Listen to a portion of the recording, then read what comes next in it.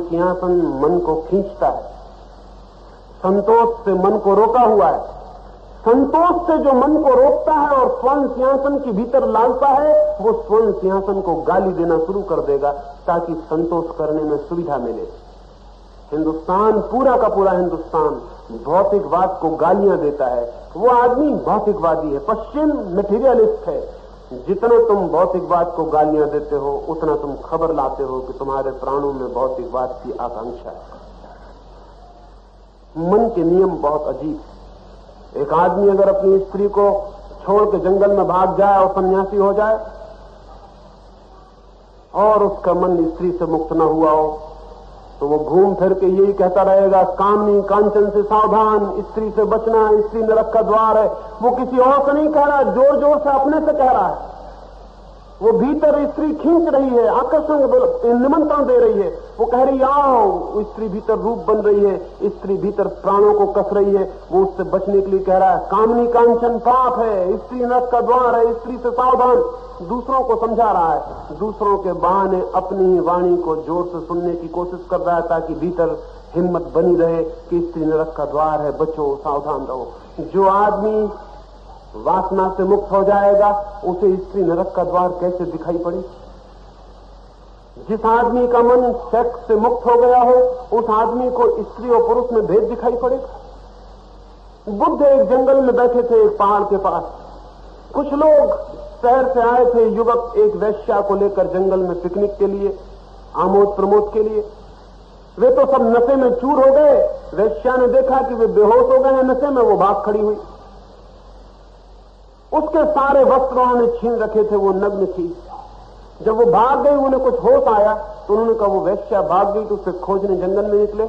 रास्ते पर बुद्ध को बैठे देखा तो उनके पास जाकर कहा कि बनते, यही एक रास्ता है, जरूर यहां से एक स्त्री को आपने भागते देखा होगा। स्त्री नग्न थी, वेश्या थी, आपको ख्याल है वो कहां गई? यहीं से रास्ते बढ़ जाते हैं, हम उसे खोजने कहां जाएं? बुद्ध ने कहा कोई निकला जरूर था, लेकिन वो स्त्री थी या पुरुष ये पहचानना बहुत मुश्किल। कोई निकला जरूर था, लेकिन वो स्त्री थी या पुरुष ये मुझे याद नहीं, क्योंकि जब से मेरे भीतर से वासना उठ गई तब से मेरे भीतर का पुरुष मर गया। जब से मेरा पुरुष मर गया तब से बाहर की स्त्री उस तरह नहीं दिखाई पड़ती जैसे पहले दिखाई पड़ती थी। ये बुद्ध जैसा आदमी स्त्री को नरक का द्वार कैसे कहेगा? नहीं, जो स्त्री को नरक का द्वार कह रहा है उसके भीतर स्त्री का आकर्षण शेष है। जो संपत्ति को गाली दे रहा है उसके भीतर संपत्ति का आकर्षण शेष है। जो कह रहा है कि सोना मिट्टी है, वो अपने को समझा रहा है सोना अभी पूरी तरह सोना है और प्राणों को खींच रहा है। भारत ने एक तरफ दरिद्रता की बातें सीख ली और दूसरी तरफ लोभ, और दूसरी तरफ ईर्ष्या, और दूसरी तरफ धन की वासना तीव्र से तीव्र होती चली गई। ये एक अद्भुत घटना घट गई। ऊपर से हम दरिद्र हैं, दरिद्रता में संतोष की बात भी करते हैं, और भीतर हमसे ज्यादा ग्रीडी, हमसे ज्यादा लोभी जमीन पर आदमी खोजने मुश्किल। मैं एक घर में ठहरता था। उस घर के ऊपर कुछ पश्चिम के लोग, 2 परिवार रहते थे। उस घर में जब भी मैं ठहरा तो उस घर के लोगों ने मुझे कहा ये पश्चिम के लोग बड़े भौतिकवादी हैं, सिवाय खाने पीने के, सिवाय नाच गाने के इन्हें कुछ भी मतलब नहीं, एकदम भौतिकवादी हैं। जब भी मैं गया मुझे वो यही कहते थे, रात 12 बजे तक नाचते रहते हैं, बस खाना और पीना और नाचना यही जिंदगी है। फिर एक बार उनके घर में ठहरा, ऊपर शांति थी, तो मैंने पूछा कि क्या वे लोग चले गए? घर की गृहिणी ने कहा वे लोग चले गए, पर बड़े अजीब लोग थे, अपना सारा सामान बांट गए। जो नौकरानी बर्तन बनती थी, स्टील के बर्तन थे सब, वो स्त्री मुझसे कहने लगी असली स्टील के बर्तन थे, वो सब नौकरानी को ही दे गए। रेडियो था, रेडियोग्राम था, वो सब बांट गए। बड़े अजीब लोग थे। मैंने उस स्त्री को पूछा कि तू तो निरंतर कहती थी कि ये बड़े भौतिकवादी लोग हैं, नाचते हैं, गाते हैं, खाते हैं, पीते हैं और कुछ नहीं करते, बहुत मटेरियलिस्ट थे, लेकिन ये सारी चीजें बांट के चले गए, तू भी इस तरह सारी चीजें बांट सकती है? ने कहा मैं कैसे बांट सकते हैं? मेरे मन में तो यही लगा रहा कि कुछ हमें भी दे जाएं तो अच्छा। मैंने पूछा वो तुझे कुछ दे गए? उसने कहा कि मुझे दे नहीं गए, क्योंकि उन्होंने सोचा होगा इनके पास तो सब है, शायद ये लेने से इंकार कर दे। तो तेरे पास कोई निशानी नहीं? तो उसने कहा एक निशानी है, वो एक रस्सी बंधी हुई छोड़ गए थे, वो मैं खोल लाई। कपड़े टांगने की रस्सी थी, लेकिन रस्सी प्लास्टिक की है और बहुत अच्छी, वो भर मैं खोल लाई हूं, वो भर निशानी रह गई। वो चले गए तो मैं रस्सी खोल लाई। ये स्त्री रोज मंदिर जाती है, ये रोज सुबह से उठ के भक्तांबर पढ़ती है, ये बड़ी धार्मिक है, ये उपवास भी करती है,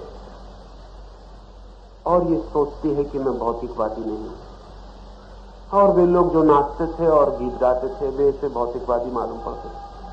वे इसे भौतिकवादी क्यों मालूम पड़ते थे? इसके भीतर भी नाचना, गीत गाना और संपत्ति का मोह है। वो इसे खींचता है कि काश ये सब उसके पास भी होता, ये सब वो भी करती, लेकिन नहीं, संतोष रखना है, इन सब बातों में नहीं पड़ना है, ये बातें बहुत बुरी हैं। इसलिए गाली देती है, निंदा करती है, कंडेम करती है, अपने मन को समझा लेती है और पीछे से एक रस्सी भी खोल के ले आती है। अध्यात्मवादी है। एक अमेरिकन यात्री की मैं किताब पढ़ता था, वो दिल्ली के स्टेशन तो उतरा है और एक सरदार ने आकर उसका हाथ पकड़ लिया और कहा कि मैं आपका भविष्य बताऊंगा। उसने कहा लेकिन मुझे भविष्य पूछना नहीं, हम अपना भविष्य खुद बनाते हैं, भविष्य कहीं है ये हम मानते नहीं। पर सरदार जी ने तो बताना ही शुरू कर दिया। वो तो हाथ जोर से पकड़े हुए और वो आदमी बेचारा शिष्टाचार में सिर्फ हाथ पकड़ाए हुए छोड़ नहीं रहा। ठीक है, वो कह रहा है कि मुझे पूछना नहीं है, मुझे कुछ जानना नहीं है, लेकिन सरदार जी तो बताना शुरू कर दिए हैं कि ये होगा, ये होगा, ये होगा भविष्य में। फिर उस आदमी ने कहा मुझे जाने दीजिए। तो सरदार जी ने कहा मेरी फीस, मेरे 2 रुपए फीस के हो गए। उस आदमी ने कहा ठीक है, हालांकि मैं मना कर रहा था और आपने जबरदस्ती बताया, लेकिन फिर भी आपने इतना श्रम किया, ये 2 रुपए आप ले लें। लेकिन 2 रुपए लेकर सरदार जी ने हाथ छोड़ा नहीं, वो और बताने लगे। उसने कहा कि देखिए अब हाथ छोड़ दीजिए क्योंकि फिर आपकी फीस हो जाएगी। लेकिन सरदार जी बताए चले जा रहे हैं। उसने कहा कि मुझे जाना है, जबरदस्ती हाथ छुड़ाया। तो सरदार जी ने कहा कि 2 रुपए मेरी फीस और हो गई। उस आदमी ने कहा कि अब मैं 2 रुपए आप नहीं दूंगा, तो जबरदस्ती की बात। तो सरदार जी ने क्या कहा? सरदार जी ने कहा यू मटेरियलिस्ट, 2 रुपए के लिए मरे जाते हो, भौतिकवादी हो, 2 रुपए में जान निकली जाती। उस आदमी ने अपने संस्मरण में लिखा है कि मैं तो दंग रह गया। भौतिकवादी कौन था? मैं था भौतिकवादी। सारी पृथ्वी पर हमसे ज्यादा भौतिकवादी लोग खोजने मुश्किल हैं, क्योंकि दरिद्र आदमी कभी भी भौतिकवाद से ऊपर नहीं उठ सकता।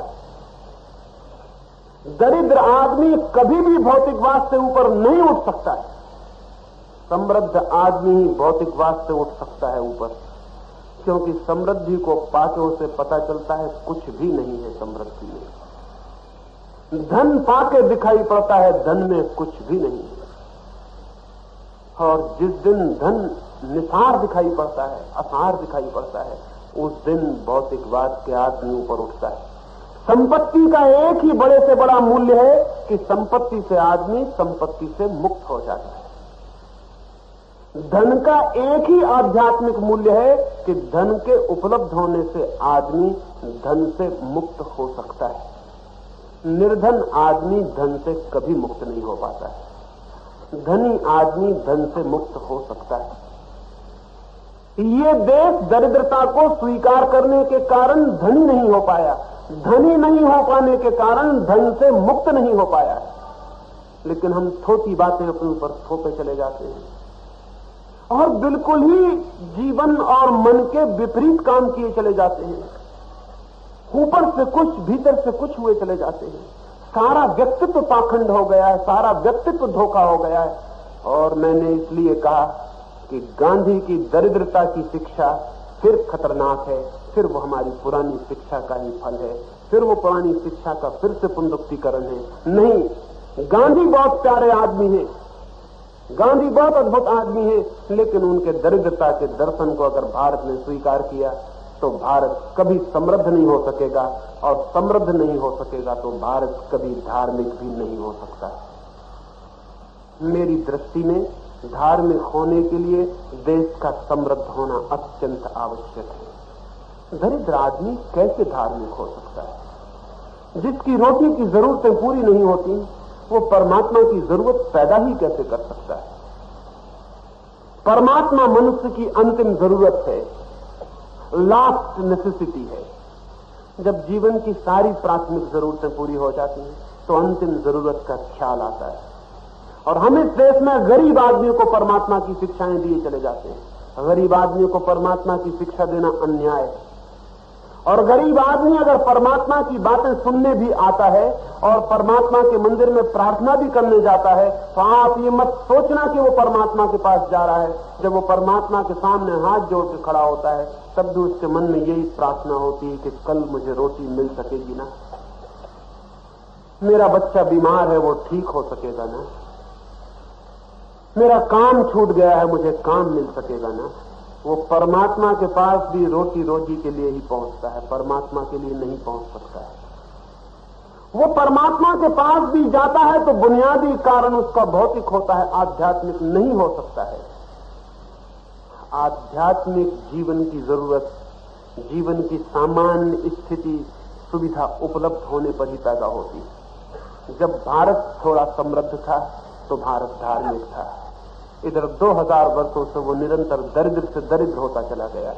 आज वो दरिद्रता के गड्ढे में खड़ा है, वो धार्मिक नहीं हो सकता, उसके धार्मिक होने का कोई उपाय नहीं है। इस बात की संभावना है कि आने वाले 50 वर्षों में अमेरिका धार्मिक हो सके, रूस धार्मिक हो सके, भारत के धार्मिक होने की कोई संभावना नहीं।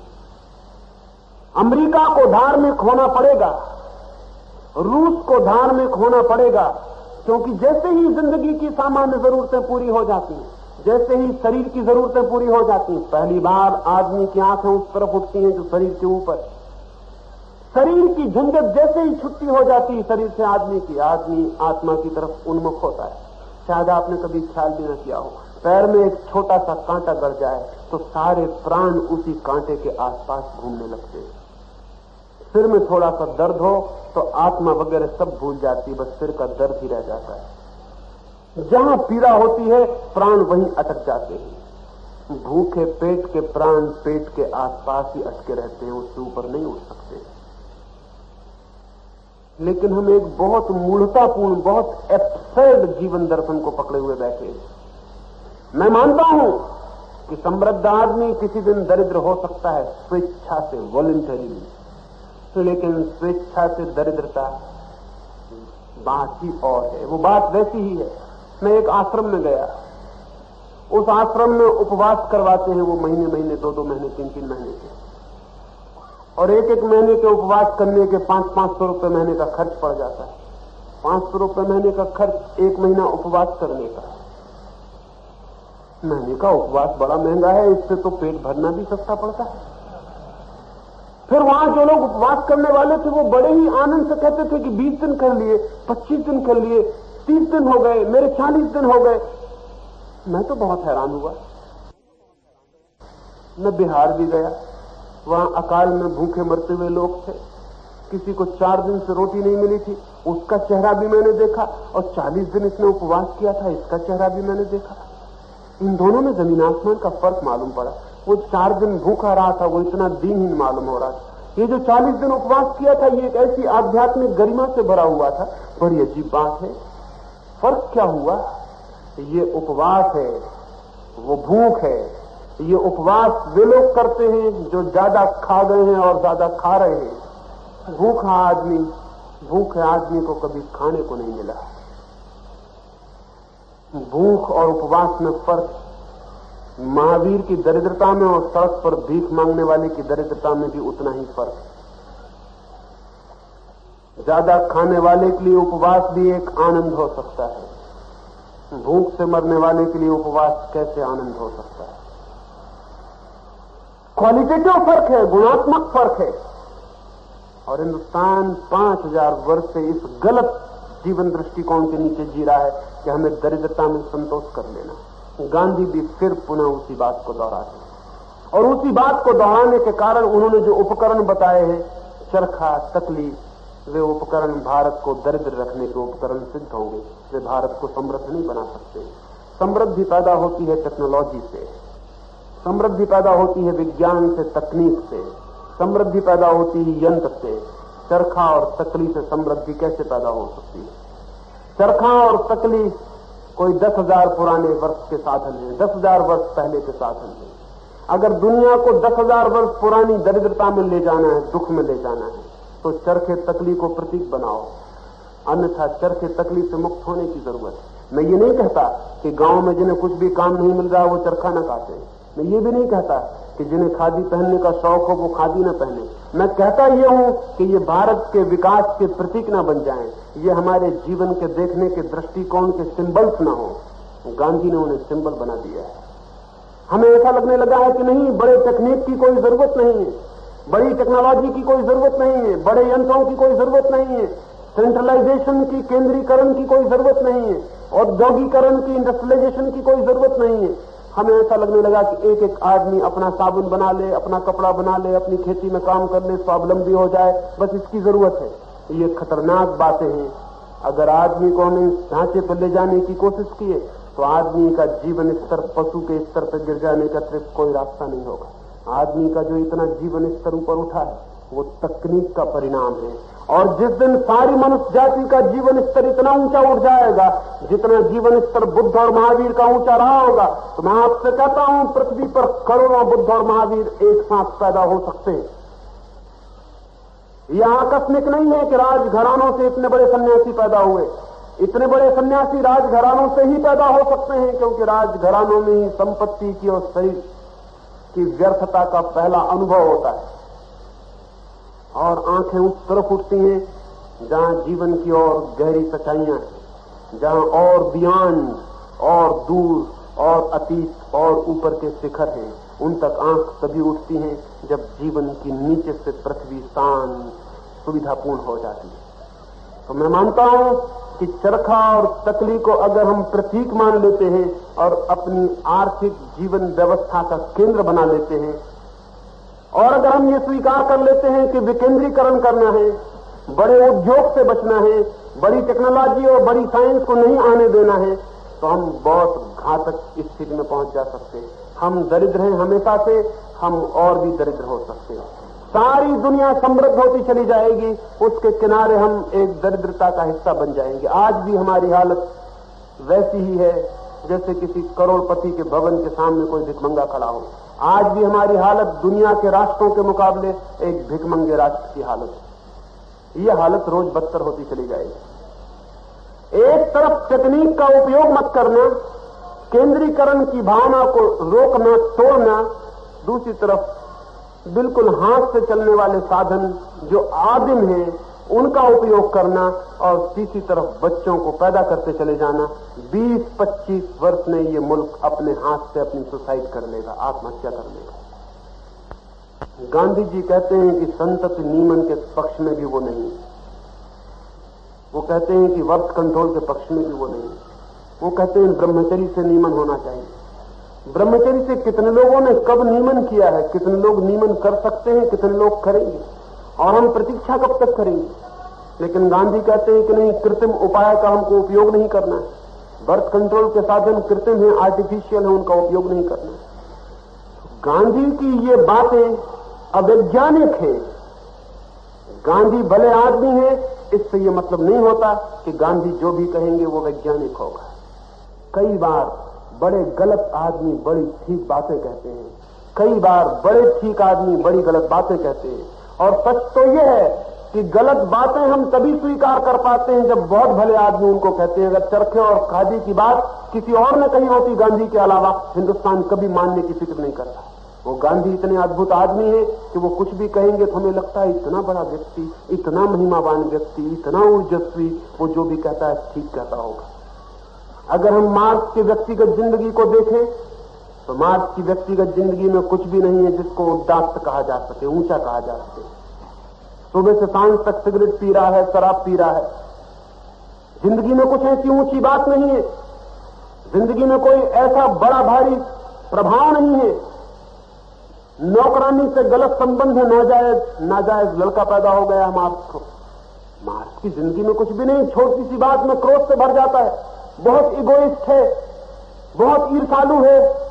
लेकिन मार्क्स ने समाज के लिए जो विश्लेषण दिया है वो सत्य है। गांधी बहुत अच्छे आदमी हैं, न सिगरेट पीते हैं, न किसी नौकरानी से कोई गलत संबंध है, न कोई नाजायज बच्चा पैदा हुआ है। जीवन एकदम पवित्र कथा है, जीवन एक शुभ्र कथा है। लेकिन गांधी ने जो विश्लेषण किया है समाज का, वो अवैज्ञानिक है और गलत। गांधी जैसे आदमी चाहिए पृथ्वी पर, लेकिन समाज मार्क्स जैसा चाहिए। गांधी का समाज का विश्लेषण अवैज्ञानिक। लेकिन गांधीवादी कहते हैं मैं इस पे बात ही ना करूं। वे कहते हैं इस पर बात ही मत करिए। इस पर बात नहीं करने का मतलब, इस पर बात नहीं करने का मतलब है कि देश में आग लग रही हो, हम बैठ के देखते रहे। गांधीवादी मुझे कहते हैं कि आप तो धार्मिक आदमी हैं, आप क्यों इन बातों में पड़ते हैं। एक धार्मिक आदमी निकलता और एक मकान में आग लगी हो और वो चिल्ला के कह दे कि मकान में आग लगी है, पानी ले आओ, तो उससे आप कहेंगे कि आप तो धार्मिक आदमी हैं, आप इस झंझट में कहां पड़ते हैं, लगने दो आग, आप अपना भजन कीर्तन करो। मुरारजी भाई ने मेरे संबंध में बात करते हुए राजकोट में परसों कहा कि पहले तो राजनीतिक और आर्थिक लोग गांधी जी की आलोचना करते थे, अब आध्यात्मिक लोग भी उनकी आलोचना करने लगे। जैसे कि आध्यात्मिक आदमी का गांधी जी की आलोचना करना अनिवार्य रूपेण कोई अपराध हो। मैं मुरारजी भाई को कहना चाहता हूं, गांधी जी को राजनीतिक और आर्थिक लोग तो समझ ही नहीं सकते, आलोचना क्या करेंगे। गांधी को तो आध्यात्मिक लोग ही समझ सकते हैं और विचार कर सकते हैं, क्योंकि गांधी मूलतः राजनीतिक नहीं है, न आर्थिक विचारक है। गांधी मूलतः एक आध्यात्मिक संत है। गांधी के आसपास जो राजनीतिक इकट्ठे हो गए हैं, उन्होंने ही गांधी को बर्बाद किया। और गांधी के पास जो राजनीति का जाल खड़ा हो गया, उस जाल ने ही गांधी की प्रतिमा को, वो जितनी सुंदर हो सकती थी, जितनी पवित्र हो सकती थी, उसकी पवित्रता और सुंदरता में भी कमी की है। गांधी मूलतः एक आध्यात्मिक व्यक्ति है, राजनीति से उनका कोई बुनियादी संबंध नहीं है। राजनीति एक आपद धर्म थी, एक मजबूरी थी, मुल्क में एक आग थी, गुलामी थी, उसे दूर करने को उन्हें कूद पड़ना पड़ा। लेकिन मूलतः वे परमात्मा की खोज में जाने वाले एक साधक हैं, और उन पर आध्यात्मिक लोग विचार न करें, ऐसा अगर मुरारजी भाई सोचते हो तो बहुत गलत सोचते हैं। गांधी पर हिंदुस्तान के आध्यात्मिक चिंतकों को बार बार विचार करना पड़ेगा, क्योंकि गांधी ने आध्यात्मिक जीवन और सामान्य जीवन के बीच एक सेतु निर्मित किया है। लेकिन इसका मतलब यह नहीं है कि गांधी आध्यात्मिक व्यक्ति हैं, इसलिए जो भी कहेंगे वो सत्य होगा। हमारी पुरानी धारणा यह है, हम समझते हैं कि महावीर को चूंकि आत्मज्ञान मिला, परमात्मा का अनुभव हुआ, इसलिए महावीर जो भी कहेंगे वो सच होगा। ये गलत है बात। महावीर का सब कहा हुआ सच नहीं हो सकता, बुद्ध का सब कहा हुआ सच नहीं हो सकता, गांधी का सब कहा हुआ भी सच नहीं हो सकता। बल्कि ये भी हो सकता है कि गांधी से बहुत कम हैसियत का कोई विचारक किसी दिशा में जो बात कहे, चाहे उसके पास व्यक्तित्व हो चाहे न हो, वो भी सच हो सकता है। यही मैंने कहा कि मार्क्स गांधी के मुकाबले कोई भी व्यक्तित्व नहीं है मार्क्स का, लेकिन मार्क्स के समाज का जो विश्लेषण है वो गांधी से श्रेष्ठ है, सही है, सच्चा है, वैज्ञानिक है। इसलिए मैं मानता हूं कि गांधी जैसे पृथ्वी पर जितने लोग बढ़ जाएंगे, पृथ्वी उतनी अच्छी होगी। लेकिन गांधी की जो जीवन रचना की कल्पना है, वो कल्पना अवैज्ञानिक है, आदिम है, प्रिमिटिव है, पिछड़ी हुई है, और उसके आधार पर चलकर इस देश के सौभाग्य का उदय नहीं हो सकता है। मैं मानता हूं कि ये आलोचना और विचार किया जाना जरूरी नहीं। मैं ये नहीं कहता हूं कि मैं जो कहता हूं वो सही होना ही चाहिए, वो मैं कभी भी नहीं कहता हूं। ये मैं नहीं कहता हूं कि मैंने जो कहा वो सत्य है ही, वो मैं कभी नहीं कहता हूं। ये भी मैं नहीं कहता कि मेरी बात आपको मान लेनी चाहिए। मैं इतना ही कहता हूं कि मैं जो कहता हूं वो विचारणीय है, उस पर विचार किया जाना जरूरी है। हो सकता है मेरी बातें गलत हों, तब विचार करके उनको फेंक देना चाहिए। हो सकता है उसमें कोई बात आपके विवेक को सच मालूम पड़े, तब वो मेरी नहीं रह जाती, वो आपकी अपनी हो जाती। लेकिन जो पंथवादी होते हैं वो कहते हैं विचार ही नहीं करना है, विचार की हत्या करना चाहते हैं।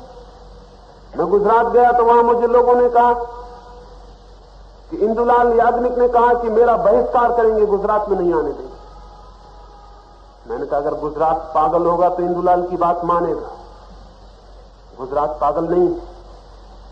बहिष्कार करेंगे मेरा, अगर मैं गांधी के ऊपर कुछ विचार करूंगा तो बहिष्कार किया जाएगा।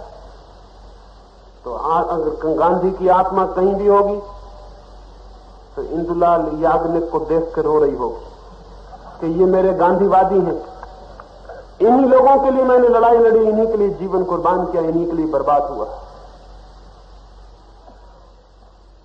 गांधीवादी को अगर थोड़ी भी समझ हो तो मुझे तो उसे गांव-गांव बुला कर ले जाना चाहिए कि मैं गांधी के बाबत बात करूं और गांधी के बाबत विचार को पैदा करूं। लेकिन वो कहता है कि नहीं, अखबार में मेरी खबर नहीं छपनी चाहिए, मेरी सभा नहीं होनी चाहिए। राजकोट में जितने मैदान गांधीवादियों के हाथ में थे, उन्होंने कहा कि नहीं, यहां हम सभा नहीं होने देंगे। स्कूल उनके हाथ में, सभा नहीं होने देंगे, उनके हाथ में तो सभी कुछ। लेकिन इससे क्या फर्क पड़ता है, इससे क्या सभा नहीं होगी? लेकिन इस बात की रोक के वो क्या बताते हैं? वो बताते हैं कि कितना समझे गांधी की अहिंसा को, कितना समझे गांधी के अध्यात्म को, कितना समझे गांधी के विचार को। यही समझे। दिल्ली में बोला, दूसरे दिन ही मुझे एक पत्र आया, किसी गांधीवादी ने पत्र लिखा और मुझे लिखा कि महाशय, आपको फौरन सेंट्रल जेल भेज दिया जाना चाहिए। मैंने आंख बंद करके गांधी को धन्यवाद दिया। मैंने कहा कि मेरी उम्र कम थी, इसलिए आपके सत्संग का मौका नहीं मिला, नहीं तो आपके सत्संग में जेल जाना ही पड़ता। लेकिन आश्चर्य, आप मर गए, फिर भी प्रभाव आपका काफी है। जरा आपसे दोस्ती दिखाई, आपकी बात की कि जेल जाने की बात होने लगी। गांधी अगर जिंदा होते तो इस बात के 100 में से 100 मौके हैं कि गांधीवादियों की जेल में उनको सड़ना पड़ता। ये गांधीवादी उनको जेल में जरूर भेजता। सिर्फ गांधी बुनियादी रूप से एक विद्रोही क्रांतिकारी थे। वो मुल्क में नर्क में ले जाते हुए, मुल्क को नर्क में ले जाते हुए अपने शिष्यों को नहीं देख सकते थे। वो ये नहीं सोचते कि ये शिष्य मेरे हैं, इसलिए इनसे बगावत कैसे करूं। बगावत की कहानी शुरू हो गई थी। गांधी के हाथ से जैसे ही सत्ता उनके अनुयायियों को मिल गई, वैसे ही गांधी को लगने लगा कि मैं खोटा सिक्का हो गया हूं, मेरा कोई चलन नहीं रहा, मेरी कोई सुनता नहीं। गांधी के शिष्यों को भी लगता था इस बुढ़े से छुटकारा हो जाए तो अच्छा, क्योंकि झंझटें खड़ी करेगा। और गोंड से ने मालूम होता है गांधी के अनुयायियों की प्रार्थना सुन ली और गांधी की हत्या कर दी। गांधी से छुटकारा हो गया। अब मजा से उनकी पूजा करो, प्रार्थना करो, यश गान करो। अब गांधी कोई गड़बड़ नहीं कर सकते। लेकिन इस भूल में मत रहना कि जो देश गांधी पैदा कर सकता है वो 50 गांधी पैदा कर सकता है। गांधी पर विचार किया जाना जरूरी है, उनके एक एक पहलू पर विचार किया जाना जरूरी है। जरूरी नहीं कि जो मैं कहूं वही सच, नहीं, उतनी कोई भी जरूरत नहीं। मेरा निवेदन इतना ही है कि उस पर सोचने के लिए मुक्त मन का आमंत्रण होना चाहिए। वही आमंत्रण मैं देता हूं। ये तो प्रारंभिक बात थी। आज आने वाले 3 दिनों में गांधी के अनेक पहलुओं पर मैं आपसे बात करना चाहूंगा। सुबह आपके प्रश्नों के उत्तर दूंगा। परमात्मा करे गांधी की कामनाएं सफल हो कि इस देश का भविष्य स्वर्णिम बने। परमात्मा करे कि गांधी जिस देश की मुक्त आत्मा को, विचारशील आत्मा को पैदा करना चाहते थे, वो आत्मा पैदा हो सके। मेरी बातों को इतने प्रेम और शांति से सुना, उससे बहुत बहुत अनुग्रहित हूं। और अंत में सबके भीतर बैठे परमात्मा को प्रणाम करता हूं। मेरे प्रणाम स्वीकार करें।